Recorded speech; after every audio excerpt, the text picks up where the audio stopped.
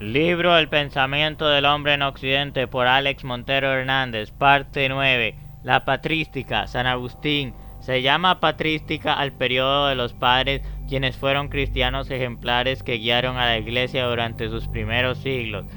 Para ser considerado padre de la Iglesia se requiere tener antigüedad, santidad, ortodoxia y sabiduría. El más importante de los padres es San Agustín. San Agustín, del año 354 al 430, nació en el norte de África, en Tagaste, siendo de padre pagano y de madre cristiana. Conoció algo de Cristo por su madre, pero no siguió los caminos de la fe. En su adolescencia se vio dominado por la sensualidad. Siendo una persona de fina sensibilidad, no podía entender cómo su propia existencia estaba tan degradada.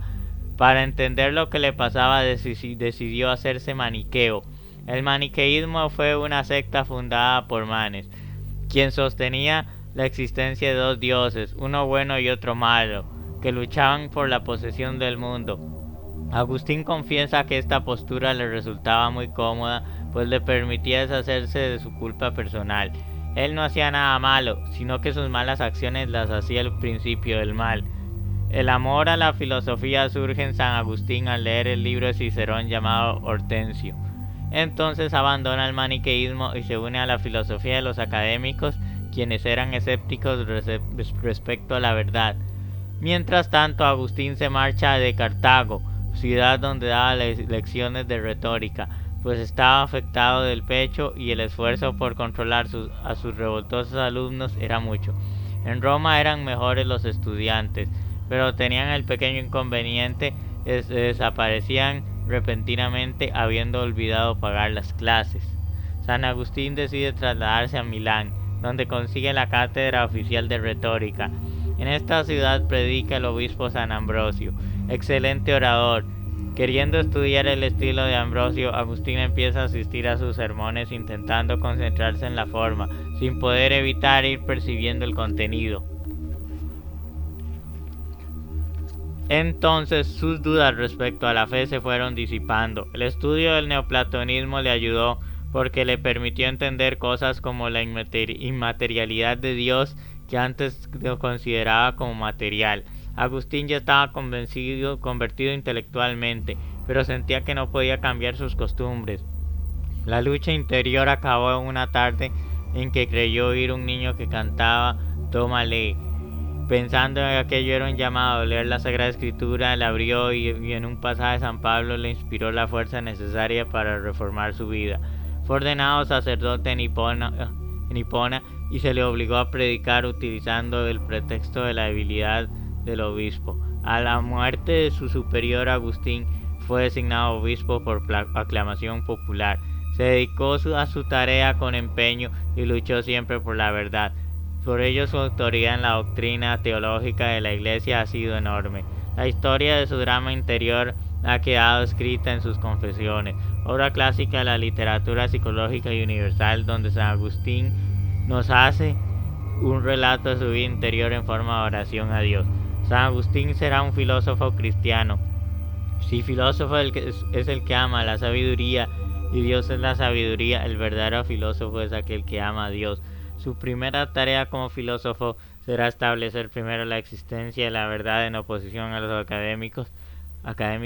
Hay cosas que no podemos dudar, por ejemplo, de nuestra existencia, puesto que si me engañara al respecto es porque existo, porque lo que no existe ni engañarse puede, si falor sum. Asimismo, no podemos dudar de verdades como las de las matemáticas, puesto que sabemos con certeza que 2 y 2 son 4.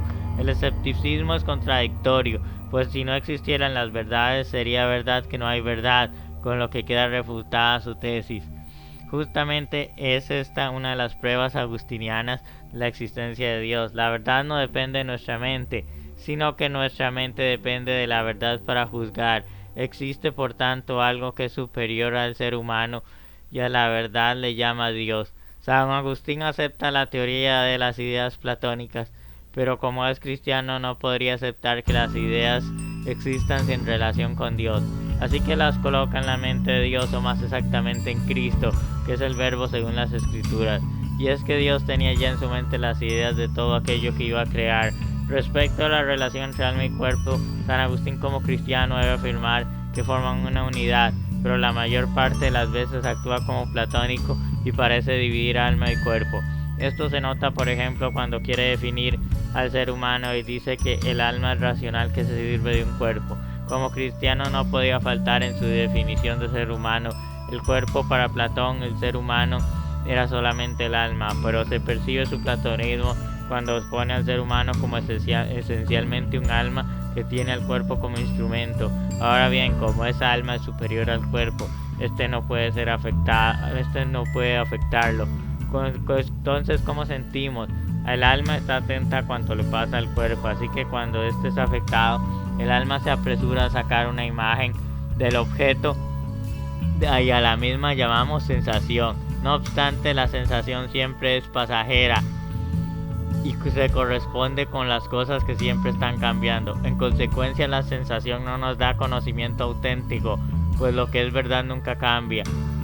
Veamos las matemáticas. El triángulo nunca cambia, pero la sensación de los triángulos concretos siempre es mutable.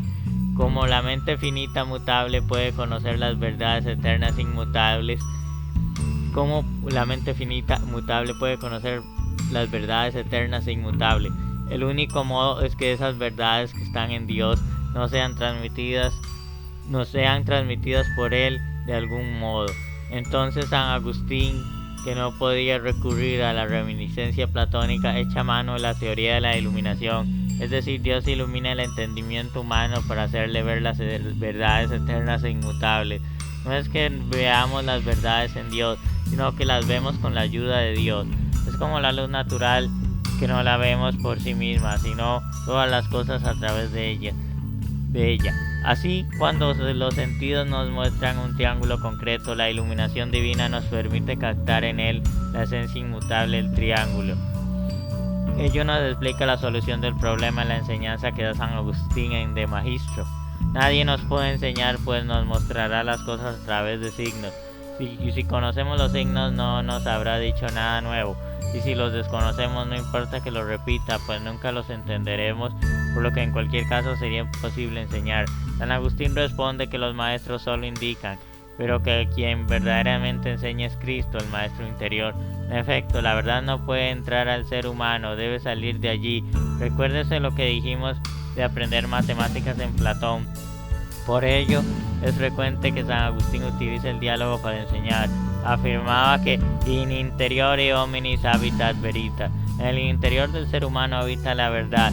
No hay que buscar fuera sino dentro. Con ello San Agustín ha pasado a ser uno de los más importantes defensores del método introspectivo que aplicó incesantemente.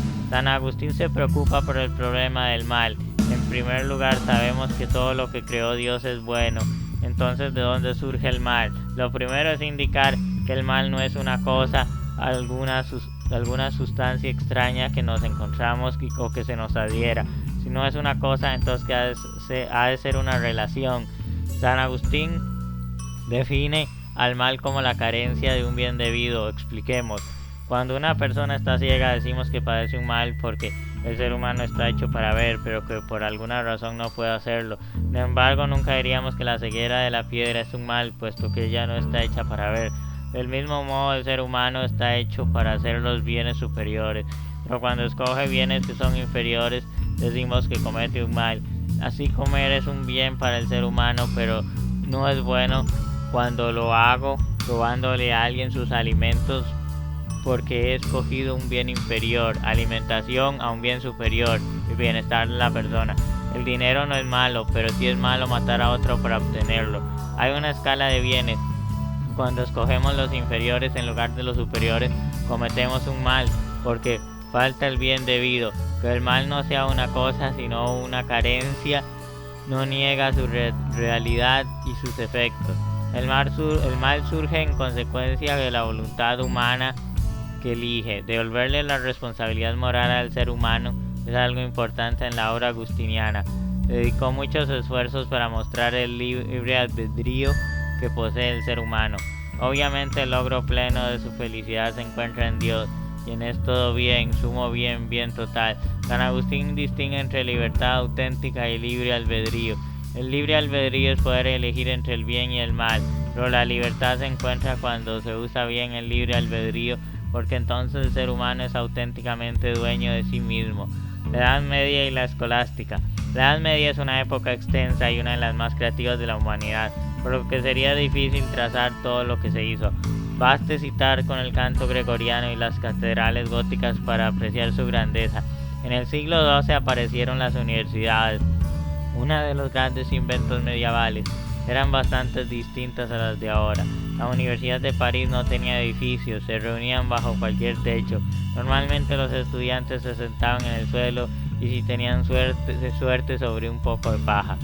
Como no había imprenta, cuando el profesor les decía que estudiaran algún libro de Aristóteles y se pasaban todo el resto del día en la biblioteca copiando el manuscrito y llegaba el día siguiente orgulloso con su propio ejemplar. La filosofía medieval ha sido llamada escolástica por desarrollarse en las escuelas y por su método escolar.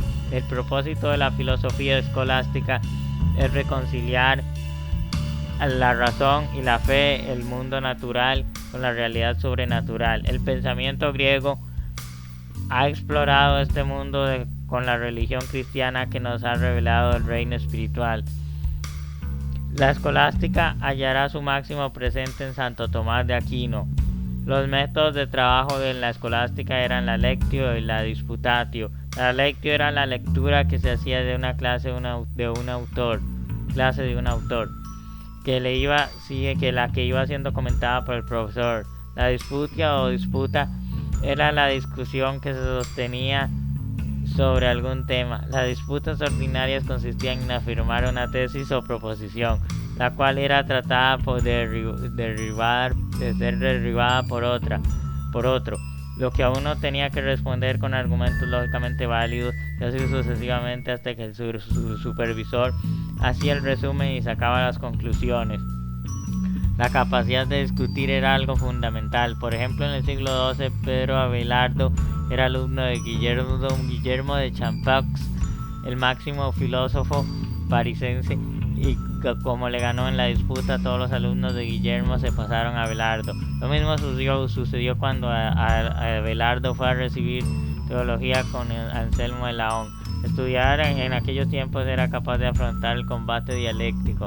Incluso se hacían las famosas cuestiones judilibetales por tiempos de Pascuas, en los que los profesores se presentaban ante toda facultad dispuestos a responder cualquier pregunta que cualquiera quisiera presentarle. Me pregunto a cuántos ahora resistirían esa prueba. Santo Tomás de Aquino. Difícilmente la humanidad ha tenido un genio más grande que Santo Tomás. Lamentablemente murió a la edad en que un filósofo empieza a producir en abundancia su obra, pero nos dejó unas 20.000 páginas escritas. Su conocimiento era enciclopédico y su memoria prodigiosa. Su método no dejaba lugar a errores. Primero divide todo asunto en el mayor número de partes posibles, es decir, los temas en cuestiones y las cuestiones en artículos, para que no se le escape detalle. A continuación indica la tesis y pone los argumentos que existen a favor y los que existen en contra. Después expone su propia opinión en el cuerpo del artículo, argumentado en forma de silogismos para que no se cuele error alguno. Luego refuta una por una las opiniones contrarias. Santo Tomás intenta conciliar fe y razón, pues Dios es quien se nos ha proporcionado ambas y no puede haber contradicción entre ellas. Se opone al platonismo cristiano, pues que desprecia este mundo para volverse hacia el otro. La creación de Dios es buena y por las maravillas de sus criaturas se conoce la grandeza del Creador. Decidido a explorar este mundo y siguiendo a su maestro San Alberto Magno, Santo Tomás es aristotélico. Considera a Aristóteles como el representante de la razón y trata de conciliarlo con la fe, por lo que se dice que Santo Tomás bautiza a Aristóteles. Para Aquino el universo es una escala de seres. En la escala de los seres sabemos que la diferencia entre los seres materiales depende de la forma, puesto que la materia es similar. Entonces la jerarquía de los seres nos permite reconocer la existencia de unas formas más perfectas que otras. En efecto, la forma vegetal es superior a la de la mineral, puesto que permite efectuar todas las operaciones del mismo y otras propias, pero por la misma razón el animal es superior al vegetal y el ser humano al animal. Las formas superiores tienen una mayor densidad ontológica. El ser humano puede definirse como un microcosmos porque comparte las características de los seres materiales, a la vez que por su espíritu se asemeja a los inmateriales. El ser humano, la forma alma, posee su subsistencia propia, es decir, puede existir desligada del cuerpo. Aunque pueda separarse del cuerpo, no fue hecha para existir sin él, por lo que no es una exigencia del ser humano la resurrección. Hemos vuelto al dualismo, no, porque aunque la forma o alma del ser humano puede existir sin su cuerpo, la materia sí depende de la forma para subsistir, pues es la forma quien le da el ser en el acto. En otras palabras, el cuerpo no es otra cosa sino que es un coprincipio de la persona junto con la forma, pero una forma que es tan superior que puede sobrevivir a la muerte. Tenemos así reconciliando el dimorfismo con inmortalidad del alma. Santo Tomás da diversos argumentos sobre la inmortalidad del alma, tomados de la argumentación que vivimos en Platón, tales como la simplicidad del alma que no permite su desintegración, el argumento de que los contrarios no caben uno en el otro, por lo que el alma como principio de vida no puede recibir en sí misma la muerte, etc. ¿Qué tanto está cerca Aristóteles el planteamiento tomista acerca de la inmortalidad del alma? Aristóteles nos había dicho que el alma perecería con el cuerpo si todo lo que el alma hiciera estuviera en dependencia del cuerpo, pero que si el alma tenía una función que no dependiera del cuerpo, entonces el alma podría subsistir después de la muerte, puesto que unirse al cuerpo sería una entre varias funciones. En efecto, Santo Tomás señala que hay una función del alma que no depende del cuerpo y es pensar. Da varias pruebas de la inmaterialidad del pensamiento que no podemos examinar, pero que sería un buen tema para un trabajo. Respecto al problema del conocimiento, retiene Santo Tomás la solución aristotélica. El proceso básico es el de abstracción, por el cual elaboramos un concepto inmaterial a partir de las imágenes obtenidas por los sentidos. El objeto afecta a los sentidos de los sentidos externos, que captan sensibles comunes y propios. Estos son unificados por el sentido común, que a la vez nos hace sentir que sentimos. Así queda elaborada la imagen o especie impresa que se deposita en la fantasía. La memoria marca la temporalidad. La estimativa es hacer percibir a que algo es beneficioso o dañino. Pero Santo Tomás añade que en el ser humano se ha perdido el automatismo instintivo de los animales, por lo que la estimativa se puede decir que está afectada por la racionalidad del ser humano, de modo que en el caso del ser humano prefiere llamarla estimativa. En esa especie de instinto que permite, por ejemplo, a una madre percibir que algo le está pasando a su hijo, aunque éste no lo manifieste, el intelecto agente realiza el proceso abstracto. El concepto de especie expresa se deposita en el intelecto pasivo. Para Santo Tomás, el objeto propio de la inteligencia es el ser, el objeto propio y la voluntad es el bien. La inteligencia capta un ser y se lo propone a la voluntad, ya que al percibirlo como bien hacia él, la voluntad está orientada al bien universal. Pero como todo en esta vida es percibido como un bien particular y finito, incluso Dios, a quien solo conocemos por concepto, la voluntad no se encuentra obligada a elegir necesariamente. En cambio, si se encontrara con un bien total y absoluto, no podría menos que desearlo escogerlo, pero eso no ocurrirá sino hasta en la otra vida, en que percibiremos a Dios así. La voluntad es libre porque no está obligada a elegir un objeto concreto, aunque si lo es a escoger un bien en general. Para Santo Tomás, el mal es una privación del bien debido, es escoger un bien inferior en lugar de uno superior. A veces elegimos bienes inferiores que por estar más cercanos nos parecen mayores que los bienes superiores lejanos. Así, aunque Dios sea el mayor bien de todos, como no lo vemos en la vida tal como es, sino como un bien entre otros, podemos optar por otras cosas que se presentan como bienes más inmediatos. ello no es totalmente trágico, pues la fe interviene para recordarnos siempre que Dios es el máximo bien y evitar nuestro error. Listo, hemos concluido un trozo más de este fascinante libro. Nos vemos en el siguiente número con otro capítulo. Gracias.